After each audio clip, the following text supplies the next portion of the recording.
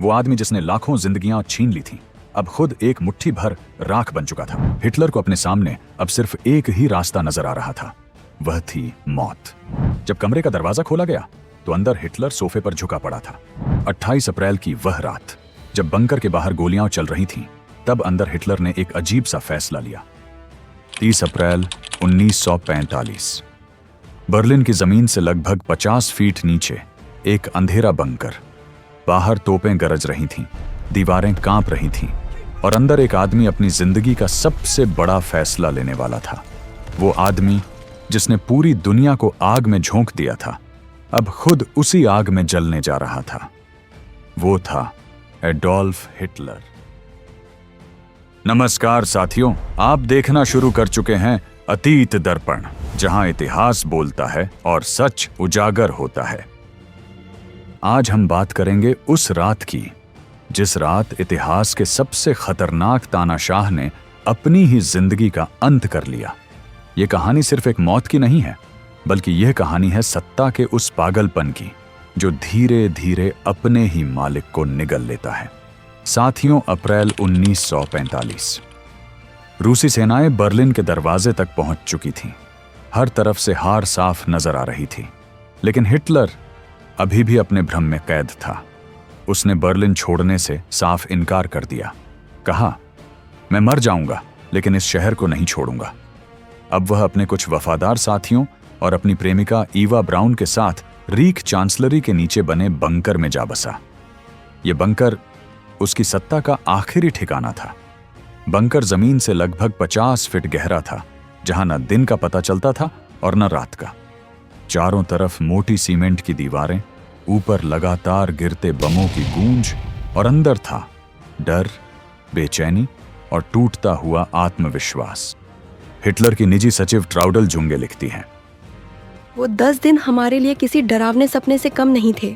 हम बस बंकर में बैठे रूसी तोपों की आवाज सुनते रहे और हर कोई जानता था अब अंत बहुत पास है। हिटलर का शरीर अब कांपने लगा था। उसके हाथ हिलते, चाल लड़खड़ाती और चेहरा पीला पड़ चुका था और उसकी आंखों में अजीब सा खालीपन पनप रहा था। वह बंकर से कभी बाहर नहीं जाता था। अपना अधिकतर काम वह भूमिगत बंकर में ही करता था और हर दिन सिर्फ 2 से 3 घंटे की ही नींद लेता था। लेकिन कभी कभी वह अपनी पालतू कुत्ते ब्लॉन्डी के साथ बगीचे में थोड़ा टहलने जाता, जहां चारों तरफ सिर्फ मलबा ही मलबा था। उसका आत्मविश्वास अब लगभग आखिरी मोड़ पर आ चुका था। हिटलर का war production minister Albert Speer अंतिम बार उससे मिलने आया।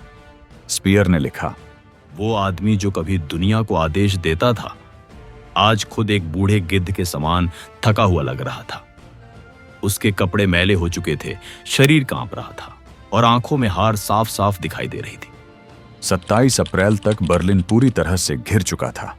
हिटलर को अपने सामने अब सिर्फ एक ही रास्ता नजर आ रहा था, वह थी मौत। 28 अप्रैल की वह रात, जब बंकर के बाहर गोलियां चल रही थीं, तब अंदर हिटलर ने एक अजीब सा फैसला लिया कि वह मरने से पहले अपनी प्रेमिका ईवा ब्राउन से शादी करना चाहता है। मध्य रात्रि लगभग 12:25 पर मोमबत्तियों की हल्की रोशनी में एक छोटा सा समारोह हुआ, जिसमें हिटलर ने मैरिज सर्टिफिकेट पर हस्ताक्षर किए, जैसे कोई थका हुआ कीड़ा कागज पर निशान छोड़ गया हो। ईवा ने भी अपना नाम लिखा, ईवा हिटलर ब्राउन। यह उनका पहला और आखिरी दिन था बतौर पति पत्नी के रूप में। शादी के तुरंत बाद हिटलर ने अपनी वसीयत एक डिक्टेट करवाई, जिसमें उसने लिखा, अगर जर्मनी हार गया तो मैं आत्महत्या कर लूंगा, ताकि कोई दुश्मन मुझे पकड़ न सके। 30 अप्रैल 1945, हिटलर ने शेव किया, नहाया और साफ कपड़े पहने। उसने अपने जनरलों से कहा, अब अंत निकट है। उसने अपने डॉक्टर से जहर मंगवाया और उसकी ताकत जांचने का आदेश दिया। जहर का परीक्षण उसके पालतू कुत्ते ब्लॉन्डी पर किया गया, जिसके पश्चात कुछ ही सेकंड में ब्लॉन्डी की मौत हो गई। लेकिन हिटलर उस दृश्य को देखने की हिम्मत नहीं जुटा सका। कुछ समय तक वहां मौजूद सभी लोग आपस में बातें करते हुए अपने पुराने पलों को याद किया। दोपहर के भोजन के बाद हिटलर और ईवा अपने अध्ययन कक्ष में चले गए। ईवा ने नीले रंग की ड्रेस पहनी थी और उसकी कलाई पर हीरों की घड़ी काफी चमक रही थी।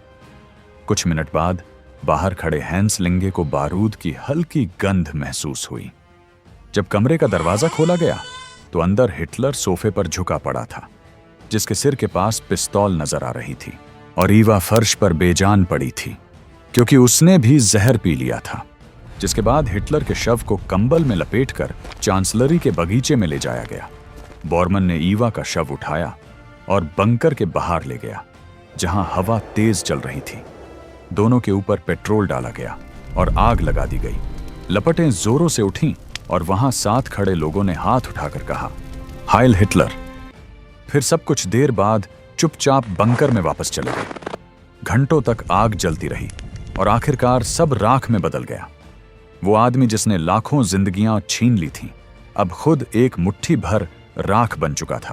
कुछ दिनों बाद सोवियत सैनिकों को बंकर में कुछ अधजले अवशेष मिले, जिसमें दांतों का एक डेंटल ब्रिज भी था, और उसी से हिटलर की पहचान की गई। बाकी सब राख हो चुका था। बस बचा था इतिहास और एक सवाल कि क्या सत्ता का अंत हमेशा विनाश में होता है? साथियों, हिटलर की मौत किसी एक इंसान की मौत नहीं थी। वह एक युग का अंत था। एक ऐसा अंत जिसने दुनिया को सिखाया कि जब अहंकार सत्ता पर हावी हो जाए तो इंसानियत हार जाती है। अगर यह घटना आपको सोचने पर मजबूर करती है और आप अतीत से जुड़ी इसी तरह की घटनाओं को और करीब से जानना चाहते हैं, तो चैनल को सब्सक्राइब जरूर करें, क्योंकि यहां हम सच को सिर्फ सुनाते नहीं बल्कि उसकी परतें भी खोलते हैं। धन्यवाद।